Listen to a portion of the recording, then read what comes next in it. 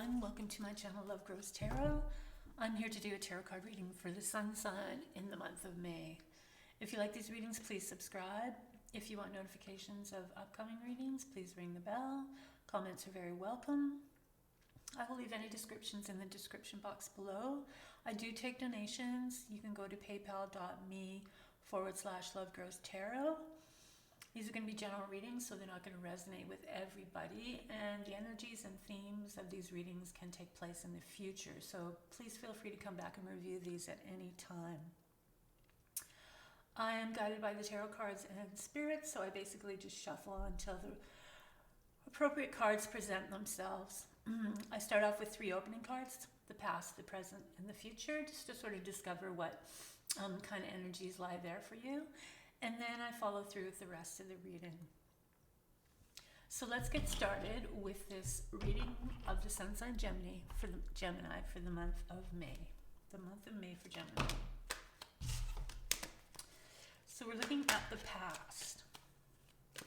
We're looking at any clues from the past, any energies that need to be processed or need to be looked over or maybe brought to your attention from the past. The past, dear spirit. What kind of energy from the past does Gemini need to know about or need to reflect on? From the past. Our friends, Gemini.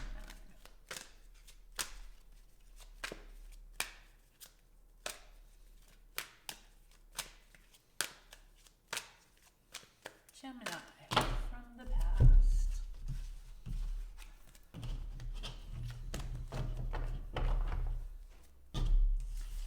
So, it's coming from the Page of Cups. Pages are messengers, so it could be a message that is still lingering from the past. Pages are also about education, about knowledge. They're not really set in their careers, they're just sort of starting out. It would be like a university student or somebody that just graduated from high school and is apprenticing somewhere, that kind of learning. The cups are the water signs. They are the signs of Pisces and Cancer and Scorpio. So maybe somebody from those sun signs that has some energies that are still lingering from the past, or maybe there's something that you need to communicate with them or contact them. The cups are also your artistic side, your intuition, your artistic side, any sort of like in the arts kind of energy, and intuition and your emotional side, all shades of emotions. So something from your past is popping up in the form of the Page of Cups. This is something that you need to reflect on or you need to connect with again, because it's really going to help you going forward. So the next card is Present. And we have the 7 of Wands. So the 7 of Wands, the Wands are your fighting energy. They're your drive, your ambition, that ambitious, competitive, driven kind of energy. And the 7 of Wands this guy is standing up for himself. He's in a heavy competition, but he's not going to let anybody bring him down. So there might be a lot of stress. There might be a lot of like a workload situation where you're just feeling the pressures of work. You're trying to get your point across and nobody's really listening, or people are clamoring after you. They're trying to take away your ideas. They're trying to like move you out of that top position. So that's the energy that's focusing on you right now in the present, that you need to just examine and think about the energy from the past and how that might fit in with the energy that you're going through now. And then we have the future. So the future comes from the 10 of Wands, so it's more wands. This is all about your drive and your ambition and your work. Your career, what you're doing with your career, what kind of stress level it has on you. So the 10 of Wands is you're almost at a completion. You're gonna move up to another level. But right at this point, in that completion, there's a lot, it feels like a burden. It feels like you can't see past all of this heaviness of the work involved to get you to that next level. This card is about the workaholic, so this is something in the future to think about, but it's also a way to avoid a lot of this unnecessary pressure is to delegate. So in the present moment, we are focusing a lot on the work here. So in the present moment, you are really standing up for what you're doing and how you're doing it, and you're putting yourself in that top dog position, and within that there's a lot of pressure. So going forward, try to smooth this out. Get into that delegating kind of mode before it gets to the burden of the 10 in the future. Organize yourself here. Figure out what's going on with all of that. Bring people in, because sometimes this is the type of person, especially this one, where it's like they feel that they can do everything on their own, and they probably can, but the toll that it takes on you emotionally and even physically isn't really worth the price that you are paying. So bring people that you trust in with you to help you get ahead with whatever it is you're doing. So let's continue on with the rest of the reading. So we have strength. So strength is a really lovely card, and it comes from the major arcana. Strength is number 8. Strength is all about inner strength. It's not so much about the outer strength, that sort of brute strength. It's about inner strength and being able to control your emotions and just have a peaceful sort of exterior, and not let your emotions get to you either. It's not about just holding emotions down. It's about processing the emotions in a way that alleviates the stress. It's like being mindful of your emotions and where your emotions come from. So if anger comes in, instead of feeling just angry, speak to that anger and figure out where it's coming from, why it's coming from, what triggers it, and what it makes you feel like, and start understanding your emotions more. And once you start understanding these emotions more, you're going to have full control over your emotions. Things won't get to you as much. This is going to be a lot easier. This is also a life lesson, so this is very important. These cards really want you to pay attention, and they really want you to be aware of that aspect of you and really work on that aspect of you. What else does Gemini need to know about in the month of May? So we have the 9 of Swords. The 9 of Swords is the anxiety card, the worry. Things are going through your mind and they're keeping you up at night, and it's a lot of stress. It's a lot of like taking on so much, and it's all in your head. You also have to think of it as illusions. So sometimes we have so much going on, and we have all these pressures going on, and we start creating these scenarios that are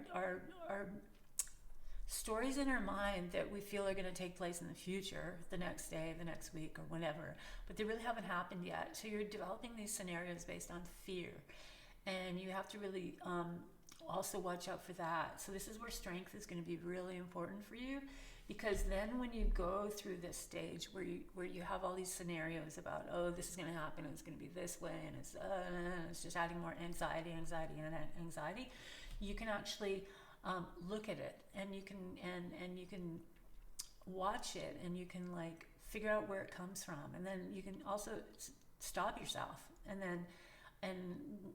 when you sort of get into that kind of mode, when you go, hey, I'm just creating an illusion, this hasn't happened yet, I don't know if it's going to go this way, it might go this way, but this is just an illusion, so it's just creating anxiety for me, then it's going to be really helpful for you as well. Mentally, it's going to be very helpful for you.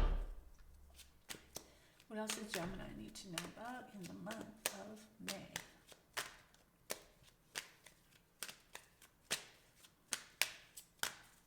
The month of May for Gemini. Gemini in the month of May. The month of May for Gemini. Gemini in the month of May. Dear Spirit, what? Okay. So we have another major arcana. Sorry. We have another major arcana card. This time it's Judgment. So Judgment, right now you're bracketed by Strength and Judgment. And Judgment is when it's like the calling. It's like you have that aha moment where everything, it's almost like the clouds open up and the clarity in your mind is like, you know what you want to do. You can see what's going on. You see a direction. It's just like a focus that's so sharp, and you're just like, yes, this is it. This is who I am. This is where I'm going, and this is what I want to do. So it's in here between the Nine of Swords. So really, the Nine of Swords is getting in the way of this. So like I said, figure out where your anxieties are coming from. Some of them are going to be valid, and some of them, like I said, are just going to be these illusions and these scenarios that are just creating more anxiety for you. So when you can use these cards to get whatever this is organized out of your head, or just organized, you're going to start seeing with more clarity, and you're going to have these aha moments of what you really want to do and where you want to really want to be, and it's really going to help you sort through a lot of stuff. And then we have the Eight of Cups. So this follows our Judgment card, which what I was saying is that aha moment where you really figure out, you have a breakthrough. It's like, what's all this worrying doing for me? What am I doing that keeps me in this kind of situation? What kind of lifestyle do I have? What kind of how do I feel about things? How do I think about things all the time? And why am I putting myself in these positions? And then you have this breakthrough moment where it's like a vision of clarity. It's like the angels are calling you, come and do what it is that you're supposed to do. It's like a Dharma card, where you're using your unique services unique talents for the service of others. And this is when you go on a quest. This is a person that's on a spiritual quest.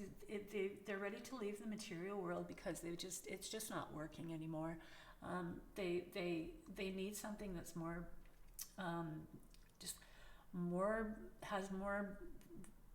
more substance for them, more like meaning. And so they're going to leave, and they're leaving a lot of what they have behind too during this quest. They don't know where they're going. It's going to be unknown. It's going to be very spiritual. You're going to be climbing mountains. You're going to be crossing creeks. You're going to be all these sort of aspects of the spiritual world, this journey. But this is what's happening with this card. And then we have the Queen of Cups. So we have the Page of Cups, and now we have the Queen of Cups. So the queens are the masters of their realm, of their suits. The cups once again are your artistic side, are your imagination, your intuition, your emotions of all kinds. She lives in that realm. That's her territory. She is like in tune with her emotions. She's in tune with her artistic side. She's in tune with her spiritual side. She moves fluidly through these emotions and these energies. This is her ground. So when you see the court cards are either people that are going to come in to assist you, come into your life. It could be a brief moment, or they could come in and actually be with you to guide you through something. And then at other times, the court cards really want you to take on that energy. For some of you, you might get guidance from this type of person. For others, it might be that you want to tap into your emotional side. So Gemini, you are an air sign. Air signs aren't so much of their emotions. That's the cups, and the cups are the Pisces and the Cancers and the Scorpios. Geminis, you're more in your head. That's why we got a lot of this here stuff going on, because that's where you are, is in your head. Your ideas and your thoughts are running all the time. So if this card is asking you to flow into your emotions, because this is also the cups too, right? We're just flowing into that world, that spiritual world. We just want everything to flow and be fluid, and not the logical aspect of things. It's more about believing in things, and even the things that you can't see, taste, touch, or feel, but they're there for you. Your inner guides, your spiritual beings that are always around you, and all you have to do is like reach out to them, and they're there to assist you. So you're going into that realm, Gemini. That's really going to be important for you in the month of May. So really be open to that side of you, and if you don't really feel like you have that side of you, tap into it. Pick up something spiritual. Grab a book, or grab whatever. Go see somebody that's a psychic, or somebody that's more spiritual, and see what they have to say about things. What else does Gemini need to know about in the month of May? So we have some more cups. So this time it's the Five of Cups, and this is the card of grief. Holding on to things that are heavy on the heart. It can be like relationships from the past that were broken. It can be an actual person passing and you're still going through a grieving period.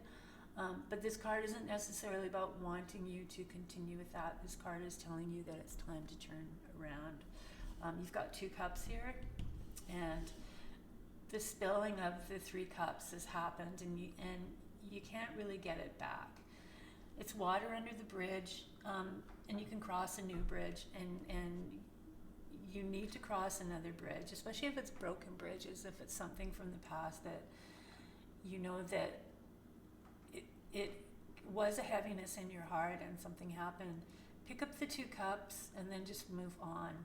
So you're really going to go through an emotional period in the month of May.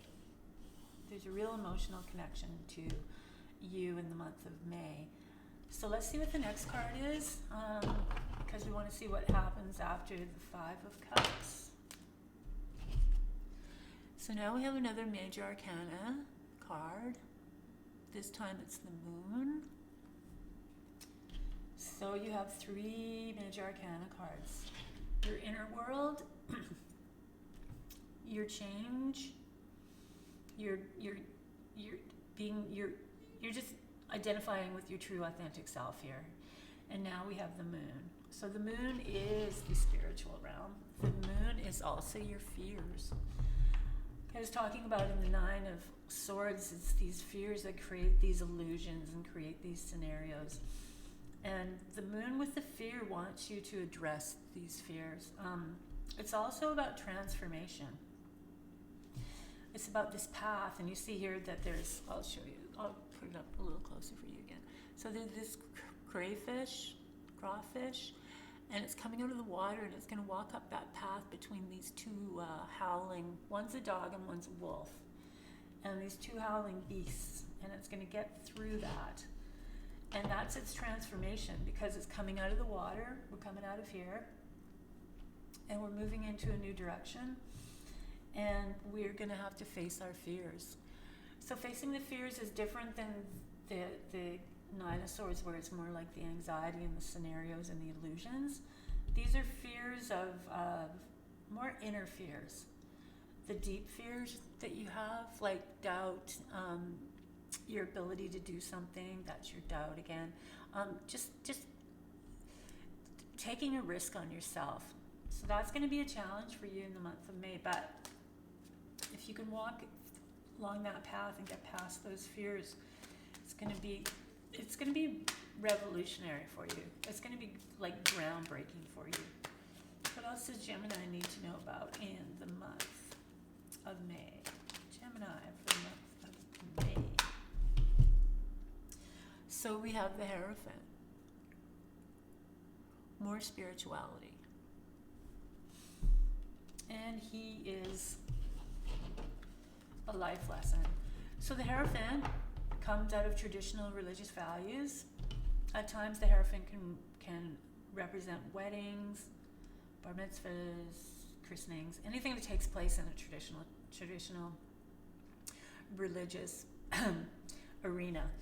So And then it's also about an audience. For some of you, you might take on a spiritual role, and you might decide to go public with this, and then you might be holding an audience, and there might be a huge fear here involved in that. Or for some of you, it just might be something happens. Maybe some of you are going to get married, and there's a whole bunch of fear based on that. It's also telling you to stick to traditional values. So don't go so esoteric out there that you lose your identity, you lose that true self about you. What else does Gemini need to know? So yeah, we're ending with some big life lesson cards. Some of you might even get back to your old religious beliefs. Maybe you do return to those traditional values that you held, or may not have held when you were younger or brought up in.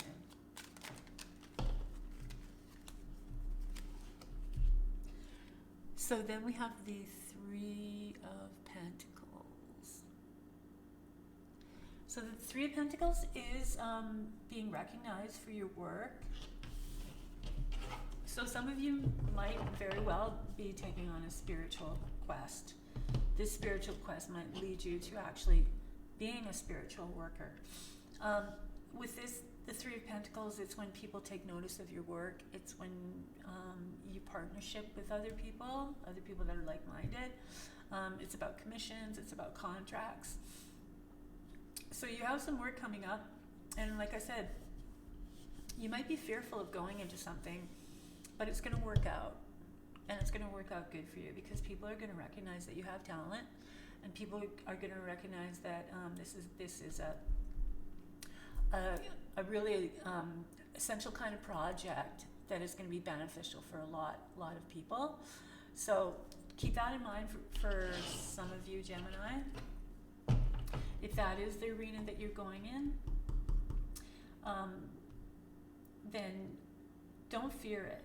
Don't fear it. Go forward with it, because it's going to pay off for you. And this card, you don't need to. If you are grieving for somebody that you lost, they know that you've been grieving, and they can feel it, and they just want the best for you.